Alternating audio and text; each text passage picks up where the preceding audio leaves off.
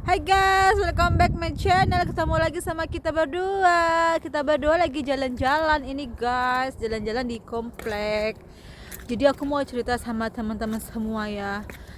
Resiko apa yang kamu terima kalau misalnya kamu nikah dapat suami duda di Turki. Jadi semua itu ada resiko dan ada konsekuensinya ya guys. Jadi kalau misalnya kamu wanita single terus lagi PDKT atau lagi LDRan atau lagi deket sama orang Turki gitu, lo tuh harus mempertimbangin sesuatu. Jangan asal yaudahlah aku nikah aja asal suka asal cinta gitu. Kamu tuh harus ada beberapa pertimbangan yang harus kamu pikirkan terlebih dahulu agar kamu tidak menyesal di kemudian hari. Karena pria yang di Turki yang sudah bercerai ataupun duda yang sudah punya anak itu ketika menikah dia masih tetap menafkahi anaknya. Dan jika istrinya belum menikah lagi, biasanya beliau juga harus menikahi istrinya atau jandanya itu ya kan, harus menikahi wanita yang sudah tidak menjadi istrinya, sudah menjadi janda. Terus bukan cuma itu aja guys. Terus di Turki itu harga properti itu mahal banget. Jadi kalau misalnya kamu nikah dapat orang duda, terus dia itu misalnya kerja gitu kan, belum punya rumah, otomatis dia kan akan mengalami sedikit kesulitan soal ekonomi. Karena satu, dia harus membayar sewa rumah, dia harus membiayai pendidikan anaknya, dia harus membiayai mantan istrinya, dan dia juga harus membiayai kamu. Jadi sebelum kamu datang, difikirkan baik-baik, dibicarakan secara baik-baik kalau misalnya suami kamu itu, calon suami kamu itu duda yang sudah punya anak.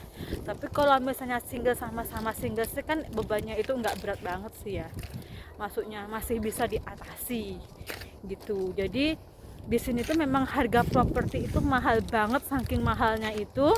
Jadi di sini tuh banyak banget orang-orang yang berkeluarga atau menikah itu masih jadi satu dengan keluarganya, dengan ayah ibunya, dengan saudara-saudaranya gitu. Karena memang harga properti mahal, otomatis harga sewa rumah atau properti juga mahal gitu loh. Jadi kan kalau misalnya sekarang sih rata-rata kalau setahu aku itu untuk sewa apartemen di komplek kayak perumahan aku tuh sekarang itu per tahunnya itu 90 miliar.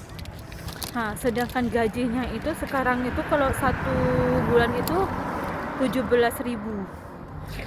Jadi kalau misalnya kamu nggak punya rumah, kamu harus bayar sewa itu agak berat. Kecuali kamu udah punya rumah, jadi kamu bisa enjoy gitu. Karena aku bicara kayak gini tuh bukan asal bicara. Jadi di sini tuh aku juga udah ngerasain ya gimana kehidupan perekonomian di sini.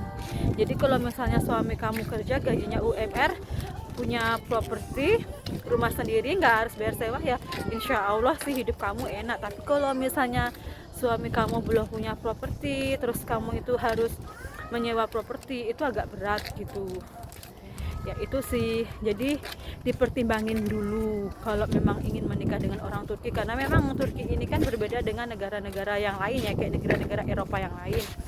Kalau negara Eropa yang lain itu kan memang kamu itu bisa setelah menikah itu kamu kerja. Tapi kebanyakan wanita yang sudah menikah dengan pria Turki itu dia nggak kerja, dia di rumah karena keluarganya tidak akan mengizinkan dia untuk bekerja. Karena memang kebanyakan mereka tuh opininya itu kaya atau miskin ya, perempuan itu di rumah nggak untuk kerja kayak gitu.